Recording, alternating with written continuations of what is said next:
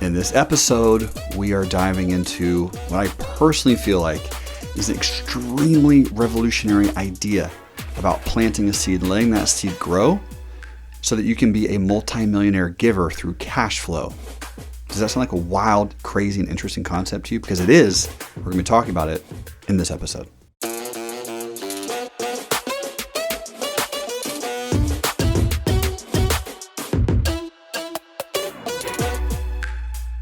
We're going to be talking about cash flow.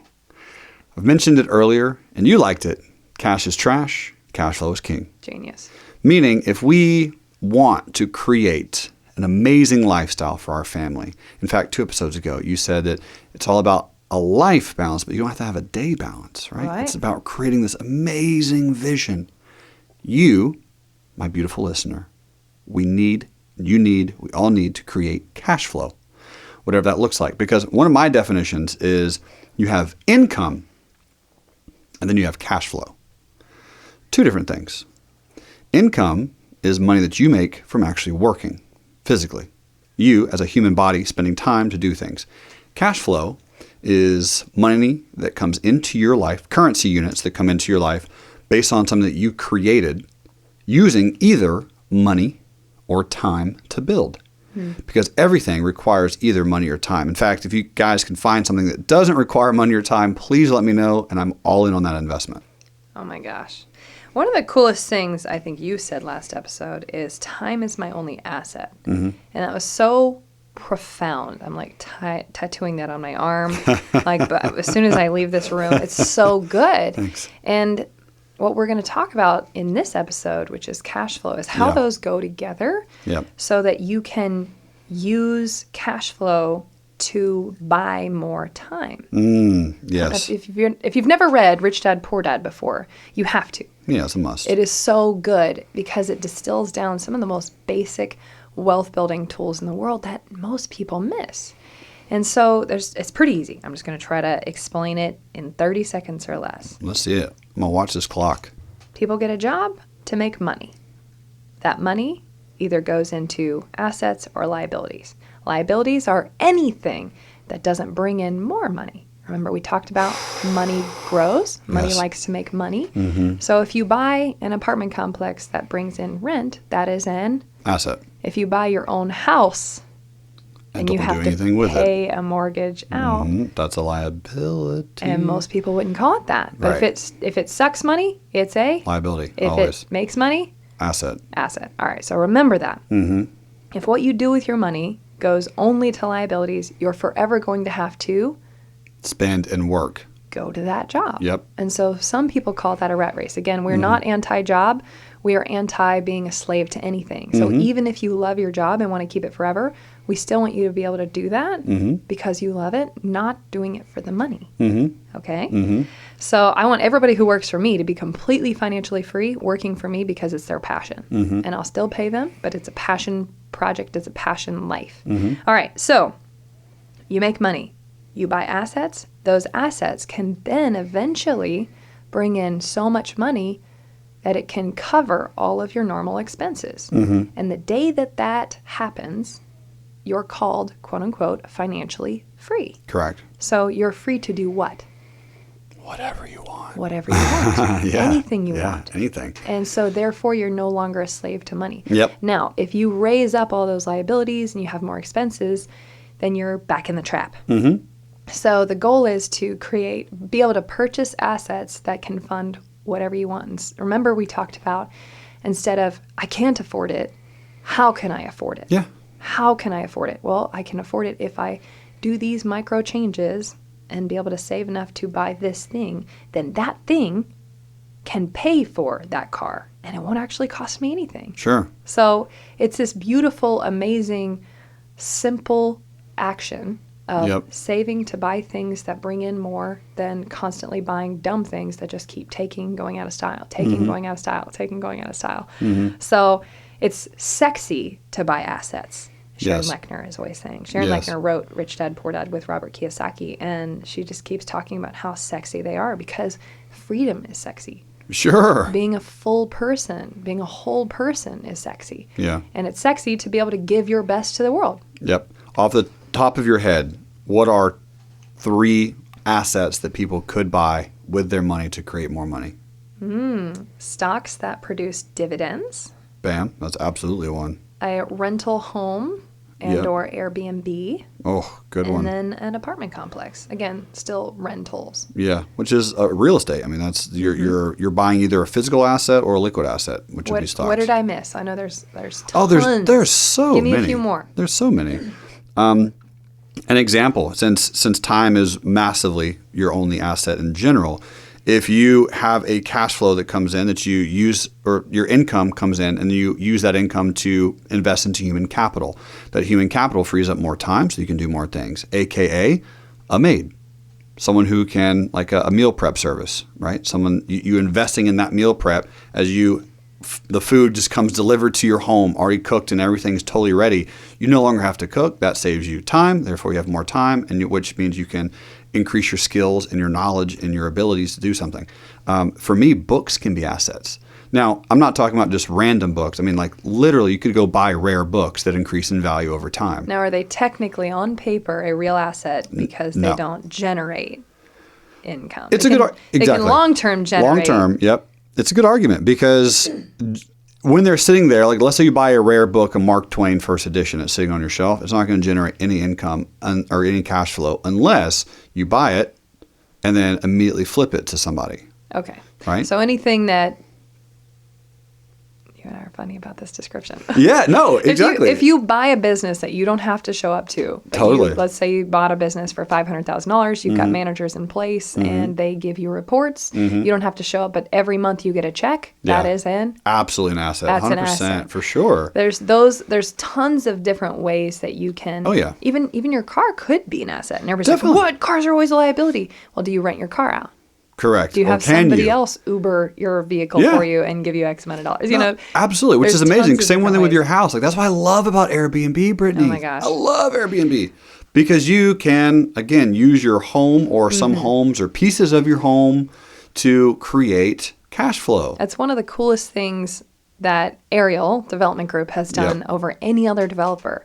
I found this out by just honestly doing it for myself. Yep. So I built this amazing house. And I got a friend who said, "Hey, we double booked my house. Can you put these guests up in your house?" And I said, "Well, I don't rent my house out, but I would do it for $2,500 a night." And I was like, "I'll just say a crazy number just so because it's going to take a lot to get me out. That's gross, blah, blah, blah." They said yes. Wow. I made $7,500 in a weekend. I was like, all right.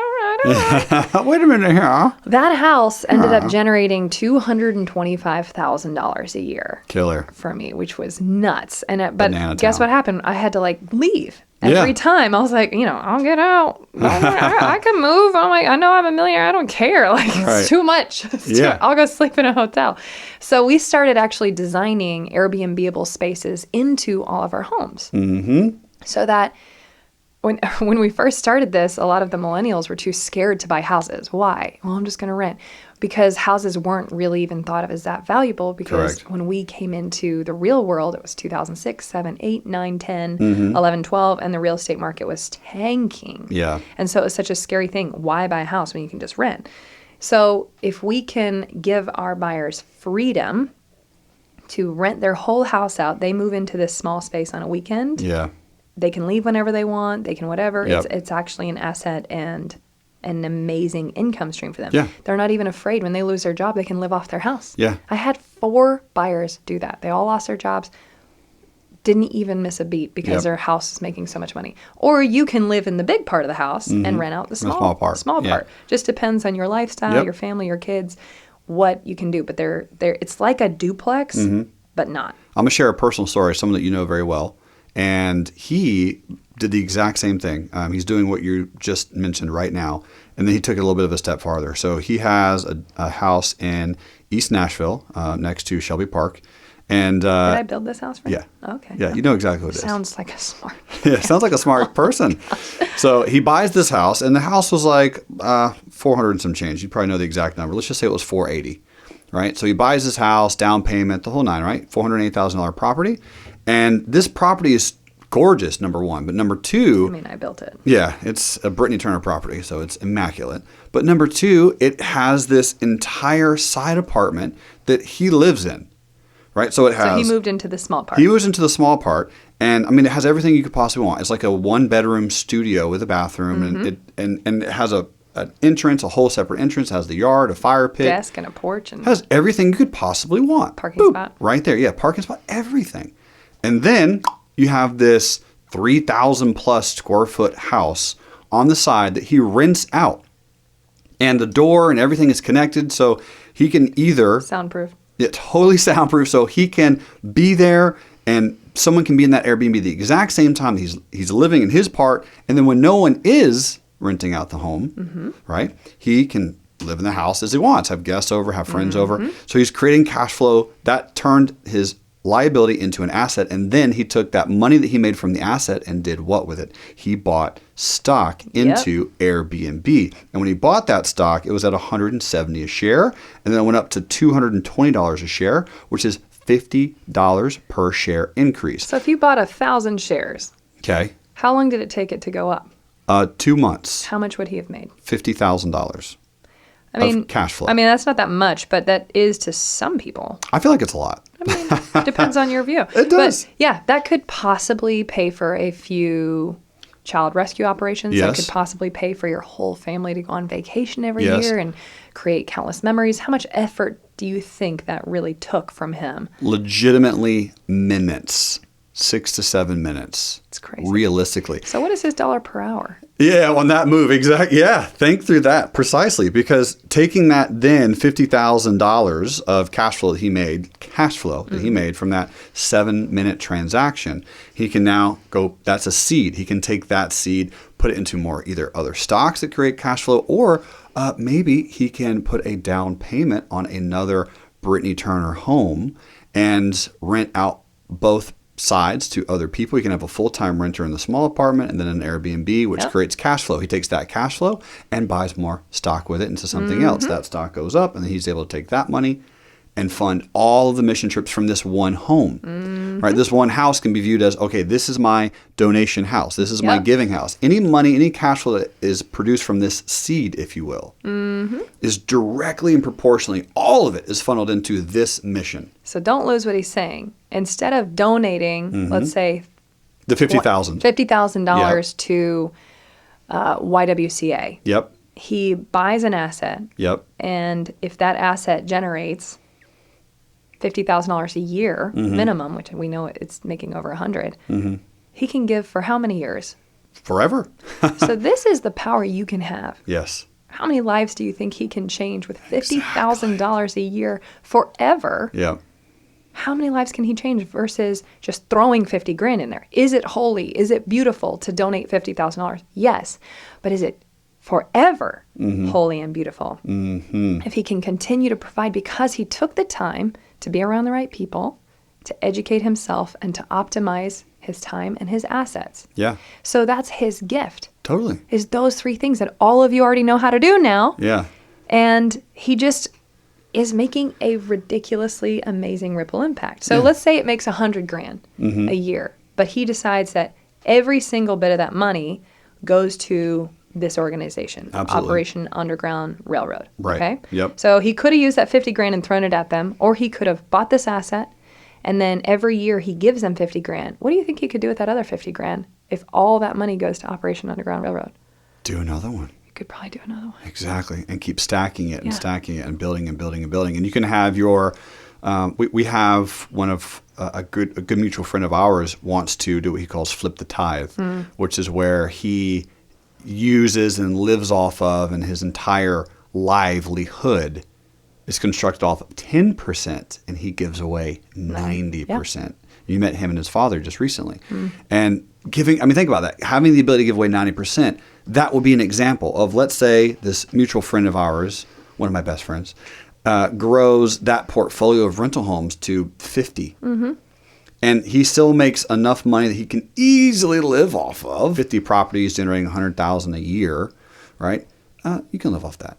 And so taking 10%, living off the 10%, still traveling, still enjoying life, still pouring into his family, and then everything else is just donated and giving away. How full of life and zest and energy would that particular person be? This is the kind of assets and giving that these nonprofits need is people with this skill set. Yes. And it's really not that hard. So let's say our friend, the first friend, buys his house for $50,000, gives $50,000 every year, and then does this for 10 years, puts the other $50,000 into buying another house. In 10 years, he's generating $500,000 a year for that one nonprofit. He also owns 10 houses. Yeah. All with assets, all with things that you can do. That's amazing. It's incredible. It's a perpetual, beautiful machine. And not only that, but every time he's buying those homes, he's injecting money into real estate agents potentially. Oh, yeah. Title agencies. He's giving other people jobs, right? People, underwriters, financials, mortgage lenders, whatever. That's all a machine that he's feeding people. And then he's giving people a place to rent, right? Maybe he's able to charge very, very little rent for a particular home so that a family in need can live there. Oh, yeah. We've done that so many times. $100 a month to someone who needs it. Let me tell you how to level it up. Now, we're not trying to dive too deep into Airbnb, but what if you decide to try to impact everybody who stays there by exposing them to incredible products such as the well coffee, which 100% of all profits go to building wells in Africa. So you expose them to these products, you give them Thistle Farms lotion, shampoo, all those things. Love Thistle Farms. Hire women that have been in trafficking situations and give them jobs. So they're creating jobs for women rebuilding their lives. They're building wells in Africa. They're replanting trees. A portion of their stay is funding orphans. Like, by being intentional with every part of your life, you can have this massive, ridiculous impact, and you don't have to be a multimillionaire. I'm just getting so fired up over here. It's so easy, guys. It's so, we just outlined a plan to becoming a multimillionaire in, ready for this one? Giving. You can be a multimillionaire in your giving. Yeah.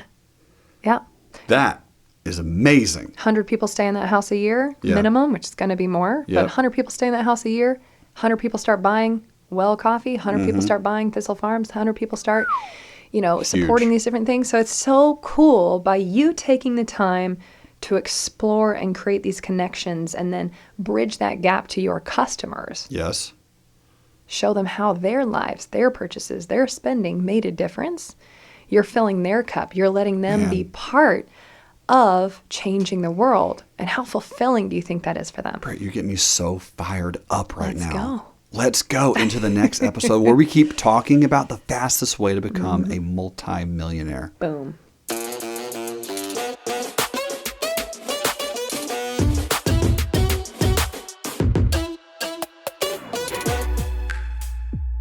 I know that last episode has got you jazzed up, but where do you go to take this information to the next level? If you're looking to get into real estate investing but don't know where to start, go to broketowoke.com. Jerremy and I have created courses for you to be able to understand which asset class is right for you so you can dive in, get the information you need to start building wealth in real estate.